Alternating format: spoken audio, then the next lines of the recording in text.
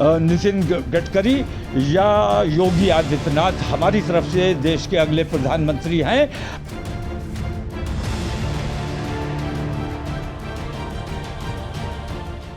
मोदी के बाद कौन?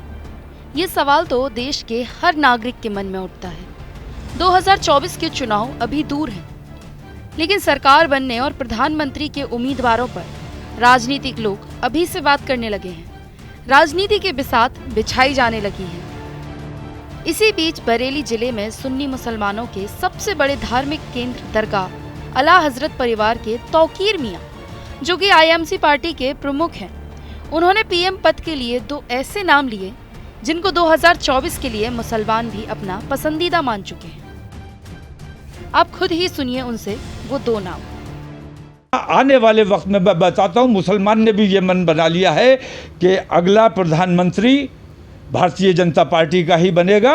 नितिन गडकरी या योगी आदित्यनाथ हमारी तरफ से देश के अगले प्रधानमंत्री हैं।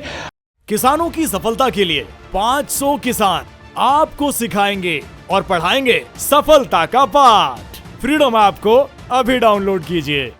इसके साथ ही उन्होंने ये भी कहा कि किसी को अच्छा लगे या बुरा लगे, लेकिन मायावती चाहती हैं कि वो प्रधानमंत्री बन जाए। समाजवादी वाले चाहते हैं कि वो प्रधानमंत्री बन जाए। अगर ये सब अपने लिए काम करते रहेंगे तो कोई नहीं बनने वाला। सबको मिलकर काम करना होगा।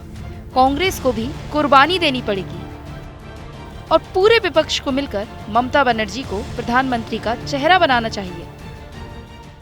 मुकाबला करना है भारतीय जनता पार्टी का, तो किसी को अच्छा लगे या बुरा लगे, मायावती चाहती हैं वो प्रधानमंत्री बन जाए, समाजवादी वाले चाहते हैं वो प्रधानमंत्री बन जाए।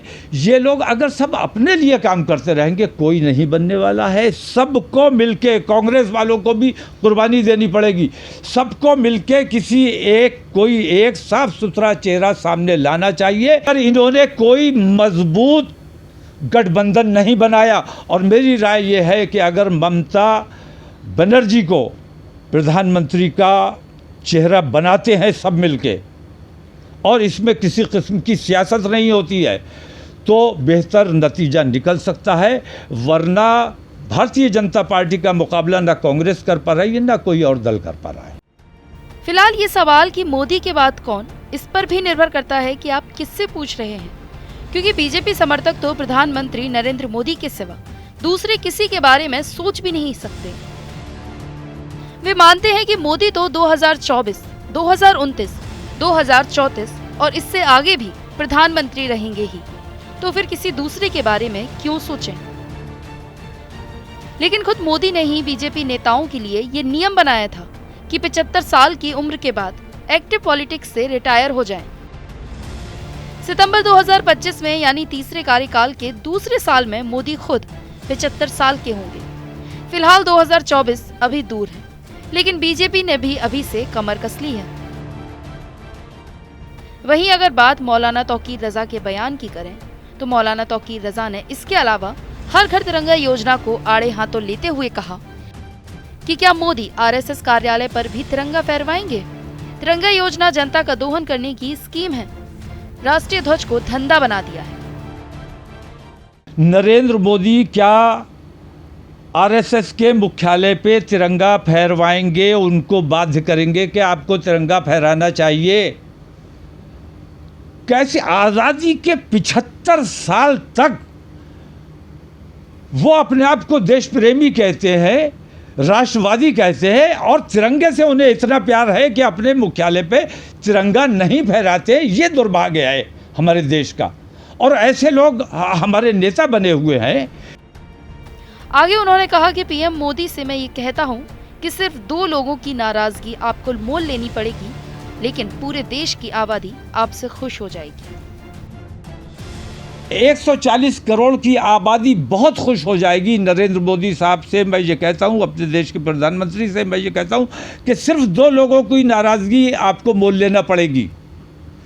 देश की पूरी आबादी आपसे खुश हो जाएगी, और देश के जो अर्थव्यवस्था चरमरा गई है और 2 लोगों के हाथ में सारा पैसा जा चुका है, उस पैसे को जैसे आप किसान की ज़मीन अधिग्रहण कर लेते हैं, इस तरह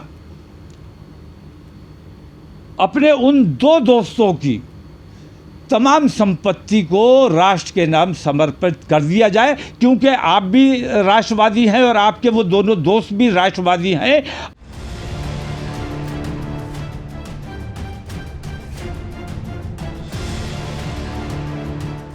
किसानों की सफलता के लिए 500 किसान आपको सिखाएंगे और पढ़ाएंगे सफलता का पाठ। फ्रीडम ऐप को अभी डाउनलोड कीजिए।